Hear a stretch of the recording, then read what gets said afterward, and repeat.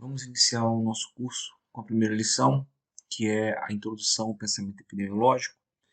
E essa primeira lição a gente vai tentar discutir aqui os principais conceitos ligados à epidemiologia, a sua evolução, e dentro do conceito de epidemiologia, esmiuçar cada subcomponente deste conceito e onde ele se aplica na nossa prática epidemiológica. Vamos avaliar também a evolução histórica da epidemiologia, entender como é que os seus resultados dos estudos epidemiológicos, da ação epidemiológica, pode contribuir com a melhoria de condições de vida da população. E por último, mas superficialmente, porque cada uso da epidemiologia vai ser abordado de maneira individual nas lições que vão se seguir, vamos conhecer como a epidemiologia é utilizada e como ela é aplicada nas ações de saúde no dia a dia dos profissionais ou na prática clínica diária. Pronto. Esse é um conceito, a gente pode, se formos procurar na literatura, a gente tem muitos conceitos de epidemiologia. Eu acabo por utilizar este, que é um conceito mais, vamos dizer assim, simplificado, e que diz tudo que a epidemiologia é, e é um conceito internacionalizado, né? Diz que a epidemiologia é o estudo da distribuição e dos determinantes dos estados ou eventos relacionados à saúde humana em populações especificadas e a aplicação deste estudo no controle de problemas da saúde. Aqui a gente pode ver muito bem que a epidemiologia ela é uma disciplina que utiliza-se de instrumentais, de técnicas para entender a situação de saúde de uma população, definir os problemas que essa população tem, o que está a causar os problemas dessa população e, a partir dos resultados, com os resultados obtidos, ela disponibiliza ou ela permite que as ações de saúde pública sejam praticadas ou sejam efetuadas de maneira mais racional, vamos dizer assim, ou dentro do contexto epidemiológico da população em que se aplicam essas ações. Então, por isso, ela é considerada uma disciplina básica, indispensável, fulcral da saúde pública.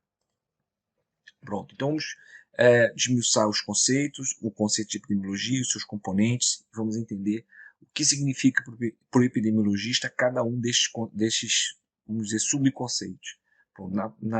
O epidemiologista trabalha com uma população, né, ou amostras populacionais, ou amostras de uma população.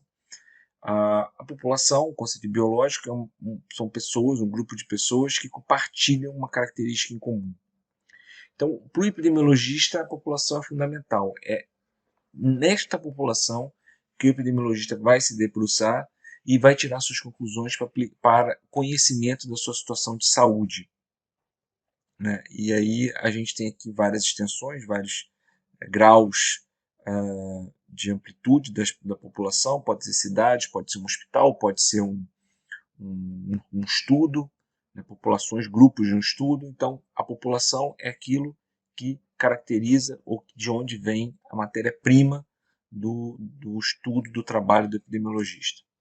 Bom, esse é outro conceito chave para a epidemiologia, porque, no fundo, nós estamos querendo medir sempre a situação de saúde de uma população. Então, é desafiante, vamos dizer desta maneira, como conceituar a saúde. A saúde, do ponto de vista conceitual, pode se definir como um estado de não doença, né, quando a gente bota o foco na doença.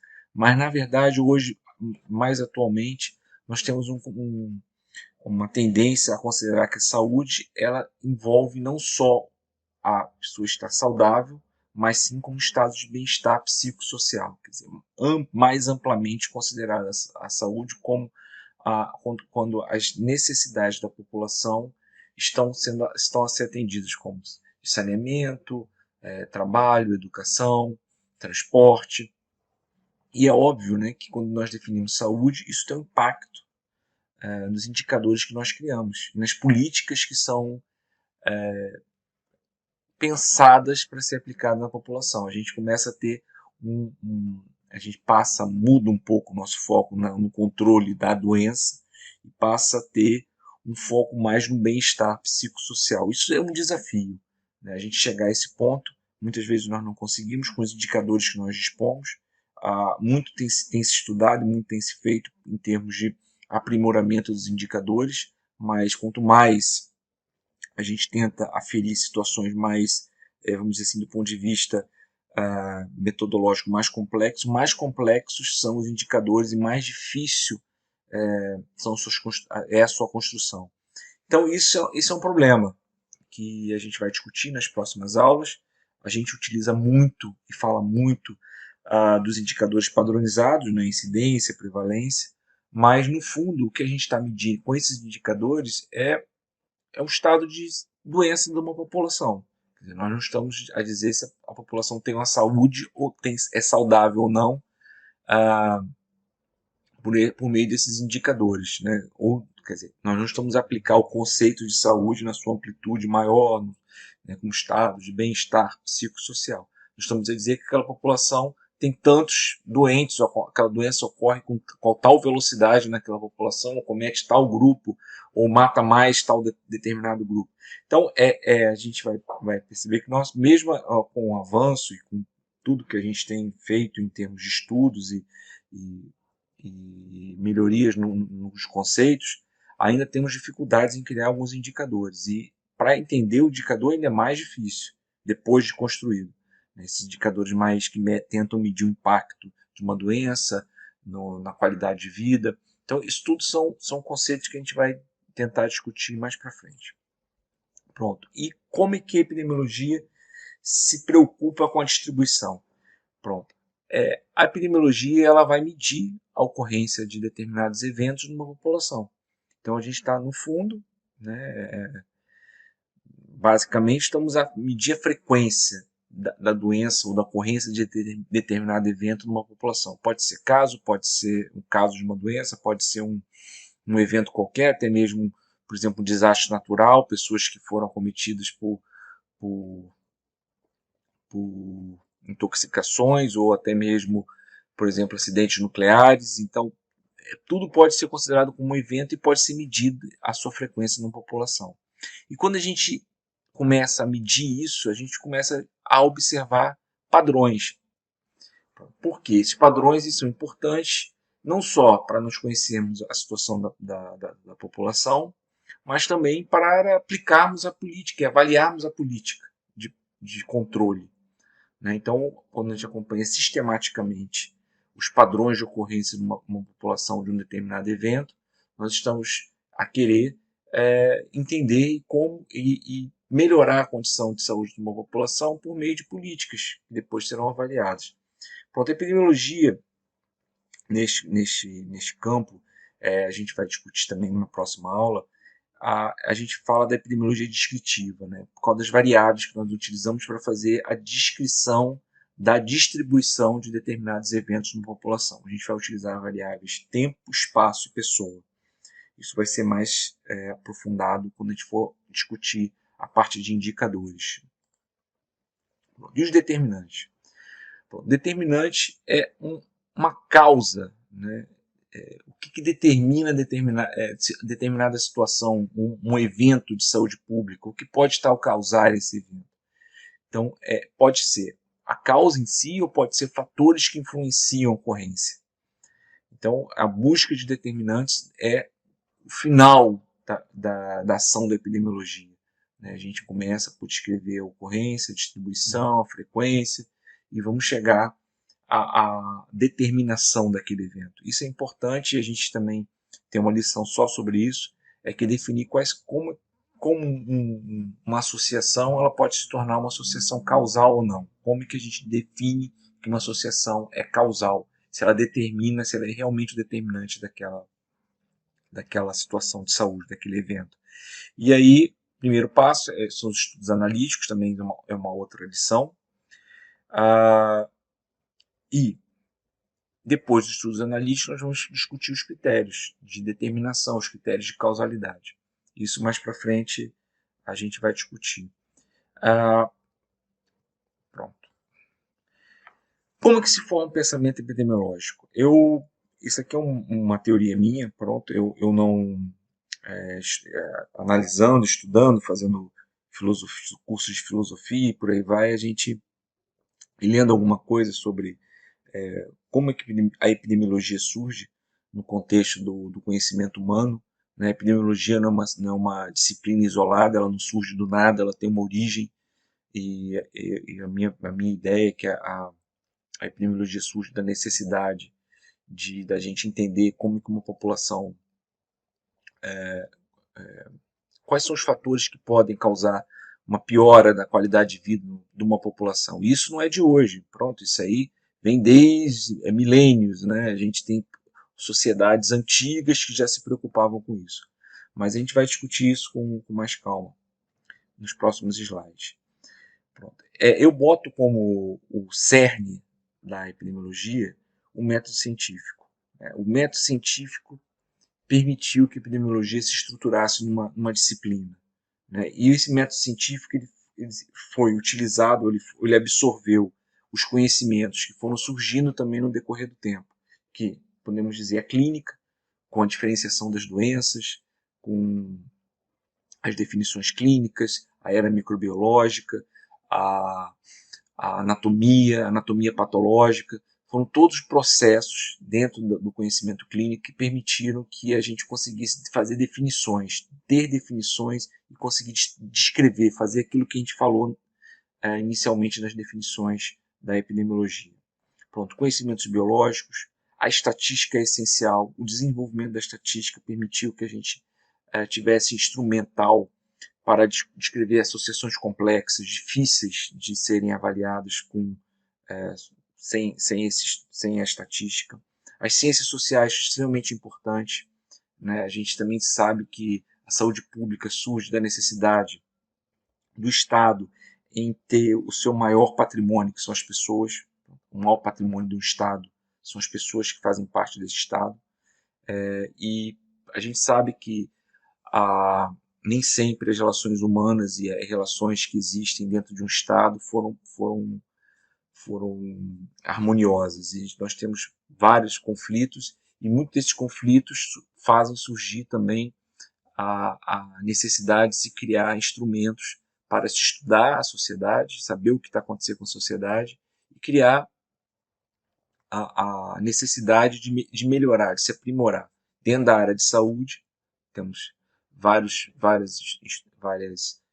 campos de ciência que surgem, mas as ciências sociais contribuíram enormemente com a epidemiologia. A política e ação governamental, nós estamos a dizer que a epidemiologia surge para melhorar as condições de vida, então necessitamos ainda de políticas públicas por meio de ações governamentais para melhorar essa situação. A ecologia, obviamente, nós estamos a falar de relações não só dos seres humanos entre si, mas entre agentes patogênicos e vetores e etc. Então a gente vai ter a junção desses conhecimentos, tendo como eixo um método científico que gera a epidemiologia. Pronto. Como eu falei, a gente sabe que a epidemiologia surge, não é recente. A gente tem já muitos conceitos que foram se originando no decorrer do tempo. Temos aqui que logo mesmo na época do Império Romano e na civilização grega, nós tínhamos um deus da medicina, que era o deus Esculápio, o Asclépio. E ele tinha duas filhas, a Higiea e a Panaceia. Até hoje nós trazemos esses termos, nós trouxemos esses termos para o nosso dia a dia, e a gente vê que a gente usa esses termos, né, que a Panaceia é justamente isso, era a padroeira, vamos dizer assim, a deusa da medicina curativa, intervencionista, individual. Então, quando a gente fala panaceia, estamos falando em medicamentos, em farmacologia. E a Higiea, que é originou o termo higiene, que representava aquele conceito mais, vamos dizer, sanitário, né, de prevenção e de cuidado preventivo de saúde, limpezas e ação no meio ambiente. Então, essas duas visões da saúde, por mais rudimentares que possam parecer, né, naquela altura, ou que vieram, elas persistem. Até hoje nós temos um pouco essa dualidade na saúde pública, né? Qual é o limite da ação individual no coletivo, qual é o limite da ação coletiva no indivíduo. Então a gente tem que ter esses dois pesos, e isso persiste mesmo. A gente vai ver que no decorrer das lições a gente vai ter muitas discussões acerca do que é ação individual, do que é ação coletiva, e é interessante destacar que no Brasil a gente tem, às vezes até quando eu era estudante era difícil para mim entender qual era a diferença entre saúde pública e saúde coletiva. O Brasil adotou esse termo saúde coletiva, é uma coisa muito sui generis do Brasil. A saúde coletiva seria uma coisa mais ampla do que a saúde pública. A saúde coletiva englobaria todas aquelas coisas que eu já disse, né? Ciências sociais, economia, estatística, medicina, a clínica, a ecologia, a biologia, e formaria um grande, vamos dizer assim, arcabouço teórico para estudar as condições de saúde da população. Então até hoje não, pronto, o Brasil basicamente se fala muito em saúde coletiva. E a saúde pública seria mais uma coisa, um conceito ligado à ação governamental, né? Quais seriam as ações que o governo toma para agir em um determinado problema. Então a gente tem essa característica no Brasil. Pronto. Depois temos na Grécia, temos 460 a.C., temos o Hipócrates, que é considerado o pai da medicina, e os seus escritos até hoje são seus aforismos, o juramento de Hipócrates, eles são utilizados, são considerados como o primórdio, né, a mesma base do pensamento científico na medicina, no cuidado à saúde, né? Começa a afastar um pouco aquela influência que se acreditava que os deuses tinham no processo de saúde e doença, e começa a haver uma observação, né, dos processos nas pessoas. Hipócrates, ele inclusive, além de falar de comentar e de ter trabalho sobre a saúde de populações, o Hipócrates ele também descreveu algumas doenças, epidemias, e descreveu muito bem o quadro clínico dessas doenças. Até hoje a gente tem, sabemos que algumas epidemias foram geradas por determinadas doenças hoje pela sua descrição muito precisa, né, do quadro clínico dos doentes. Então, uma contribuição importante para a epidemia, ele falava que quando uma doença não fazia parte daquela população, quer dizer, a doença ela acontecia, tinha sua ocorrência, depois ela sumia, ela chamava de uma maneira rápida, vinha de uma maneira muito rápida, ele chamou essa situação de epidemia, né, que significa população externa, população visitante, né, epidemos.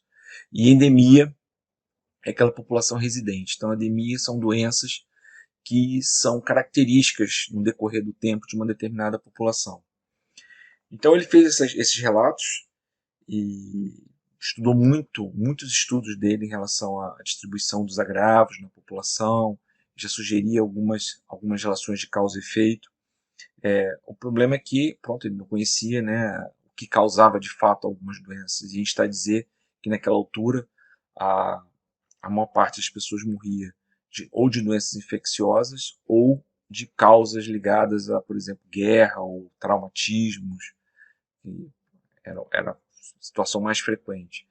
Então, ele acreditava que as doenças, e depois esse conceito foi também persistiu durante muito tempo, eram causadas por miasmas ou mal-ares, né, situações que estavam localizadas de maneira muito subjetiva, no ar que a pessoa respirava, ou na situação insalubre de uma determinada residência, ou na temperatura, ou na situação climática.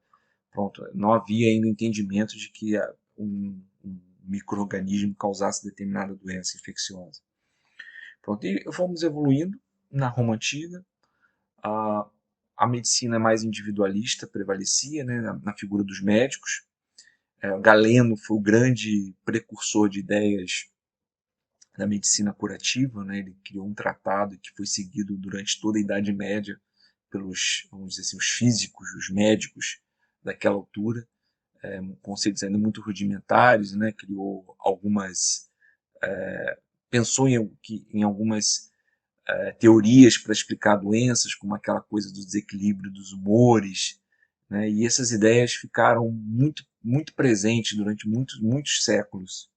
Mas fora isso, né, a contribuição de Galeno para o conhecimento da medicina, os romanos também tinham, de maneira muito superficial, obviamente, eles faziam censos periódicos da população. Isso permitia saber qual era a população que é residente, qual a população.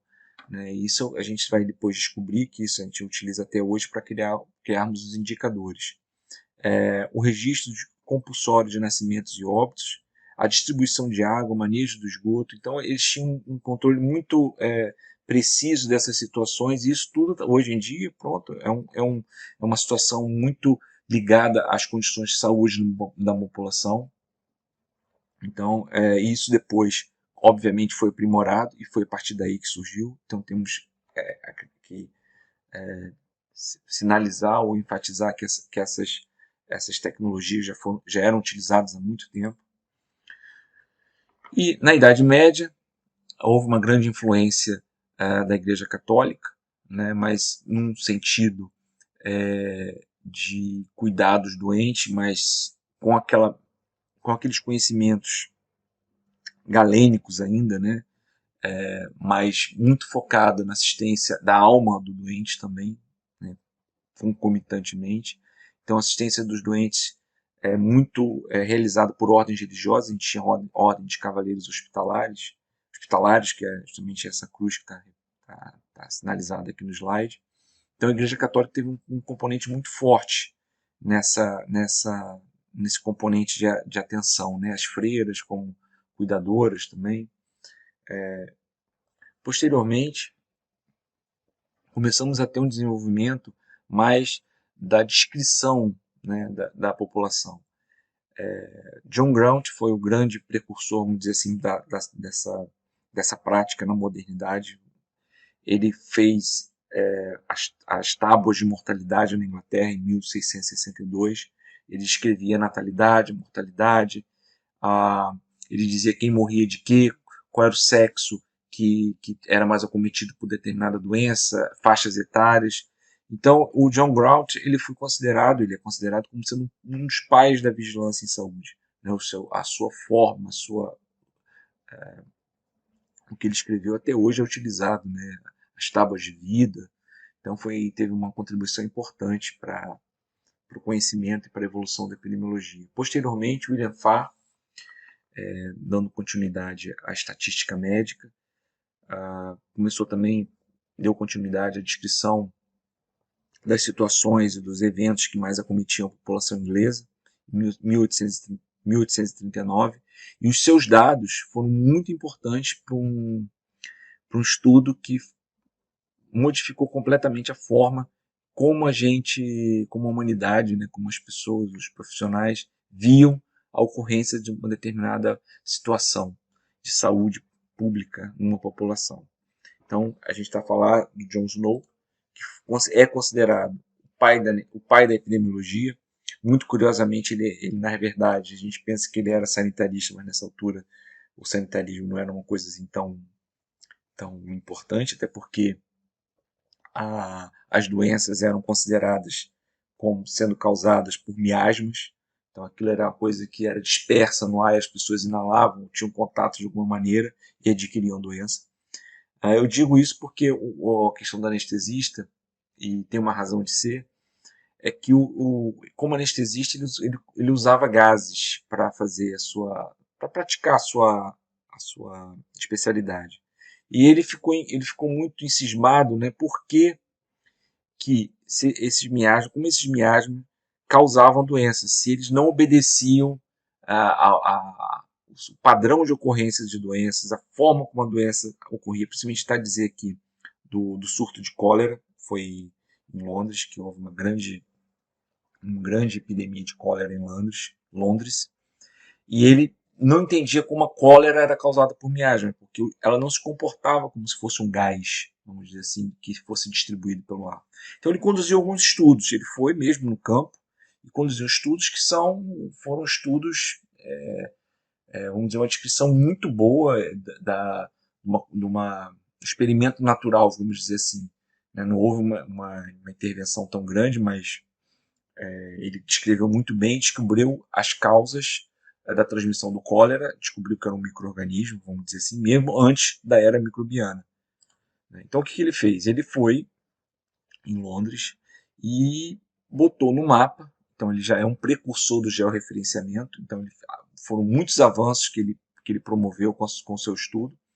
Ele colocou os mapas, no mapa, os pontos como sendo casos, e viu como era a distribuição dos casos nesses pontos, e viu que a cólera está muito associada ao consumo de água. Então a água antigamente, pronto, não havia água encanada, as pessoas tinham que ir às bombas, as bombas eram reservatórios de água, e a pessoa ia na bomba e puxava a água e levava para suas casas, para seu uso. Ele viu que ao redor de uma determinada bomba, na Broad Street, a maior parte dos casos, ou muitos casos, se distribuíam ao redor desta bomba. Ele, para testar sua teoria, falou o seguinte: vamos tirar esta bomba, vamos fechar esta bomba. Claro, isso foi um grande rebuliço, vamos dizer assim, e as autoridades não queriam, mas ele insistiu e ele tinha muita influência, porque ele era médico da rainha e foi tirada a fonte de Broad Street. O que houve? O que aconteceu como consequência foi que os casos pararam de acontecer. Quer dizer, ele conseguiu interromper a epidemia com a retirada do fator de exposição. Isso fez com que ele desconfiasse, claro, obviamente, reforçasse a sua desconfiança na transmissão da cólera pela água. E fez uma segunda investigação. Ele descobriu que os distritos que havia mais casos de cólera eram abastecidos por empresas que captavam água no Tâmisa após sua passagem por Londres. Quer dizer isso, a empresa ia lá e puxava a água do rio depois que passava por Londres. Só que naquela altura o esgoto todo da cidade era jogado no rio. Então ele acabava de captar água, essas empresas acabavam por captar água com esgoto contaminado e botavam nas bombas. Então está aqui a descrição. As duas empresas estão na primeira linha, a Southwark e Vauxhall. Abasteciam essa população de 167 mil, e nessa população houve 844 mortes, e com uma taxa de mortalidade de 5. A Lambeth, que era outra empresa que captava água antes do Tâmisa passar por Londres, abastecia uma população menor, cerca de 19 mil, com 18 óbitos, que era 0,9 de taxa de mortalidade. Quando ele fez essa comparação, aqui, obviamente, a gente tinha uma diferença brutal, entre 0,95, o risco de se morrer quando se consumia a água daquelas duas empresas, as empresas que captavam a água depois do rio passar por Londres, era uma coisa brutal, a gente tinha uma diferença enorme. E ele não deixou passar isso, ele mesmo observou que essa diferença era muito grande. Então, que é outro estudo que ele fez também com as empresas, uma outra base e essa diferença era tão grande que ele foi nas empresas e fez a intervenção, e os casos de cólera pararam de ocorrer. Em homenagem a Jon Snow, até hoje, a bomba já não é essa original, mas essa foto não é minha também, não cheguei aí nessa localidade, em Londres, mas em homenagem a Jon Snow botaram uma bomba na Broad Street, que foi a bomba que ele pediu para tirar, para ser, vamos dizer, bloqueada inicialmente.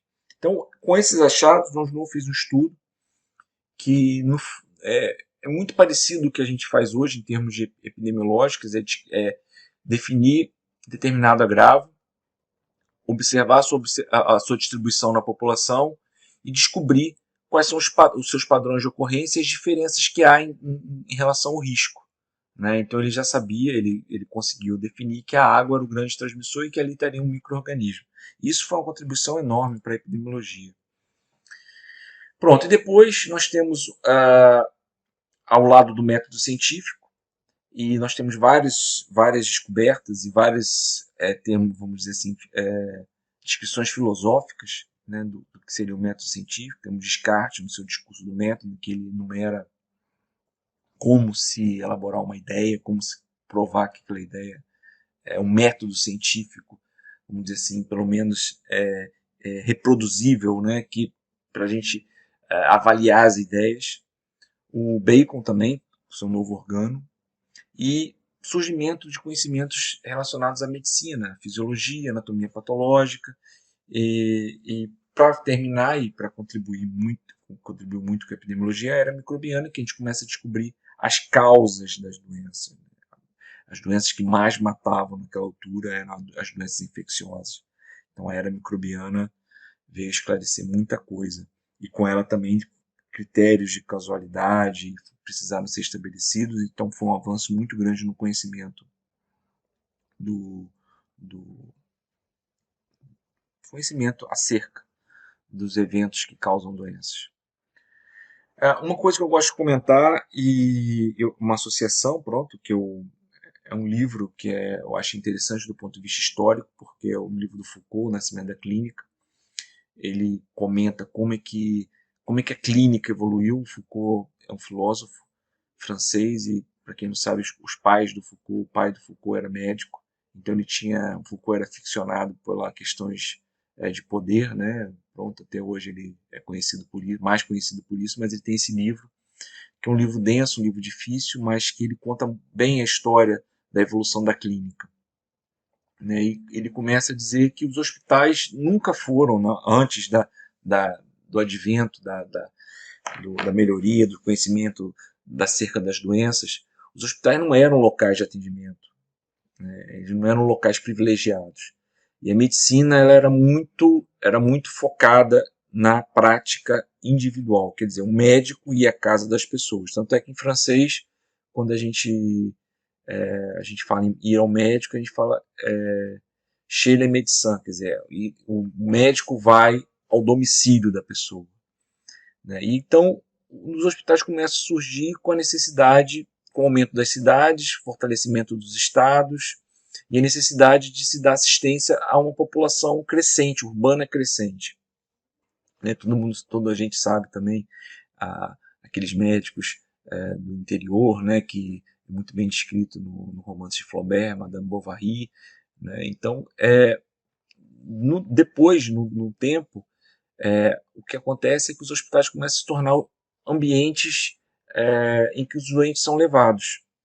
Né? E o que contribuiu para isso foi que o Estado tinha que intervir mais na saúde da população, oferecer mais serviços de saúde ou até instituições de caridade mesmo. Pronto, mas os hospitais se tornaram lugares privilegiados. Por quê? Porque nele começou a ser criada uma sistematização de descrição das doenças. Então a gente começa a ter que o médico viu um doente com uma determinada doença.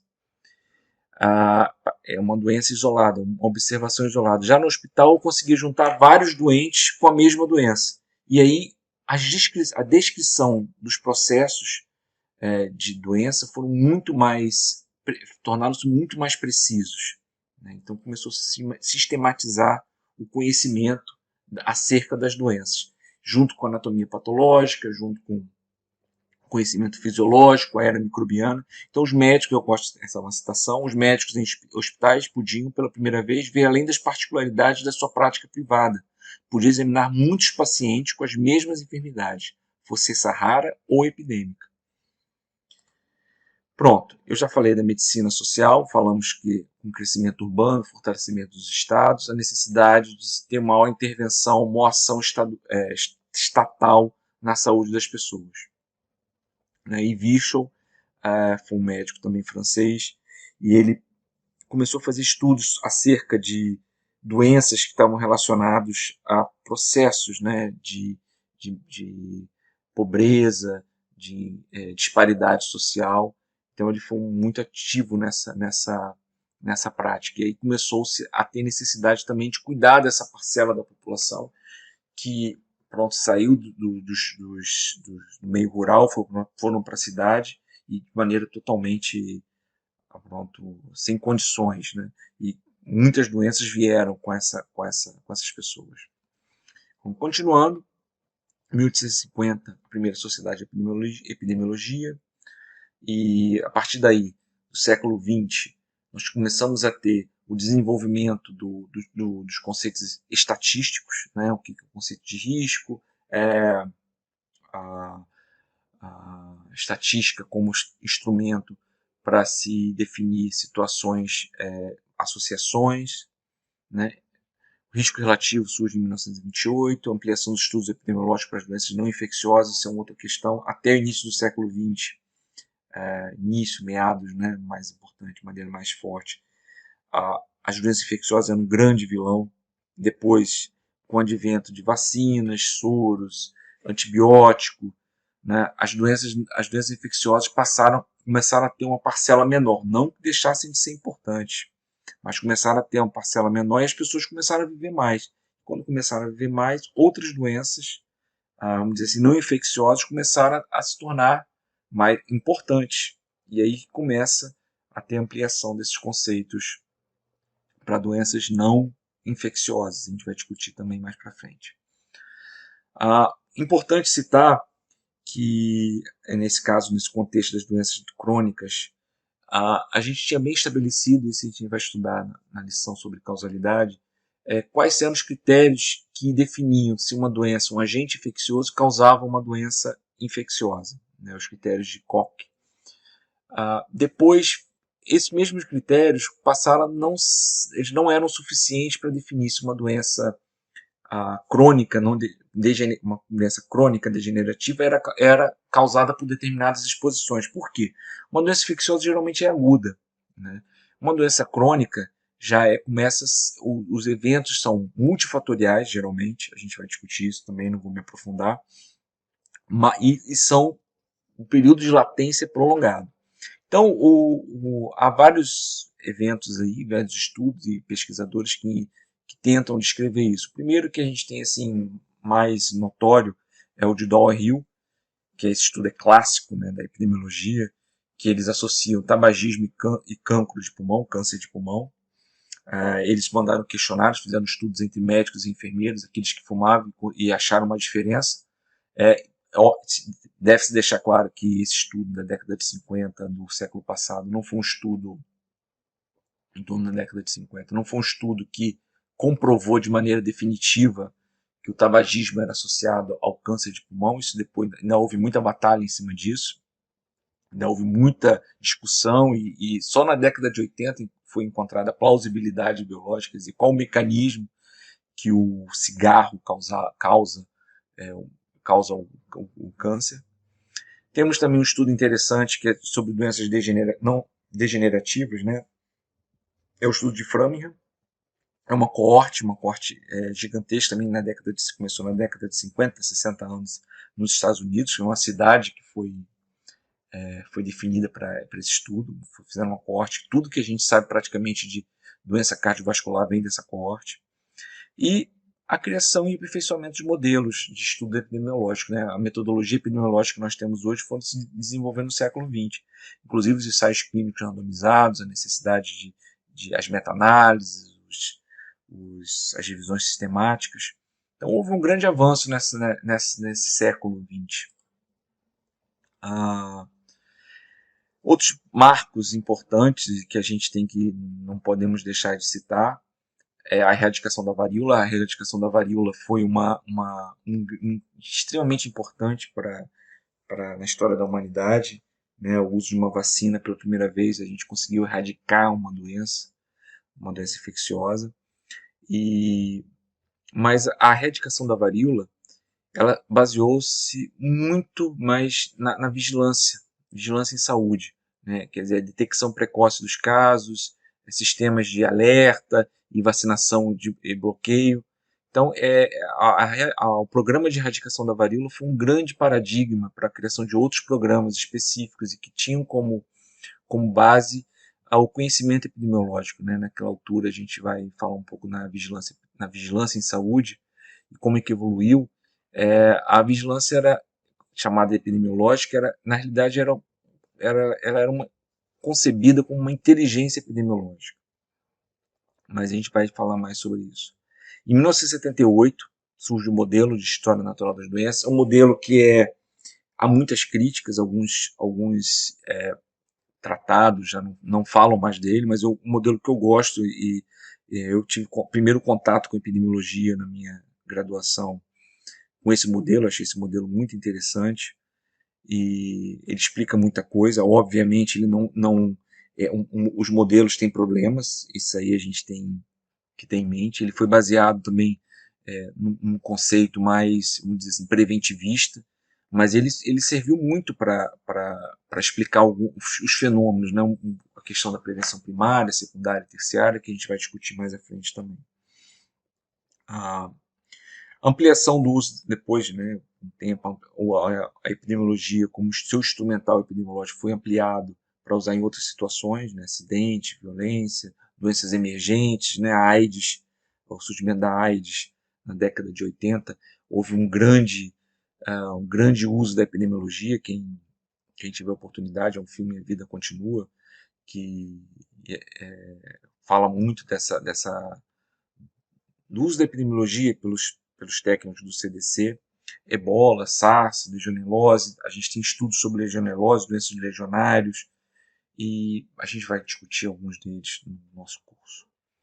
Pronto, por fim não, mas também para continuar, o bioterrorismo, que foi também uma coisa que surgiu e foi forte. Quem não se lembra daquela época do World Trade Center, que as ameaças com o anthrax, né, isso foi uma coisa muito, muito forte, até hoje né? A gente está em plena pandemia e há muitas teorias de conspiração, mas é certo que em vários países há laboratórios de alta segurança, nos Estados Unidos, na Rússia, na China, na Europa, há laboratórios em que são armazenados agentes que têm um potencial gigantesco de causar sérios problemas numa situação de bioterrorismo, numa situação de guerra.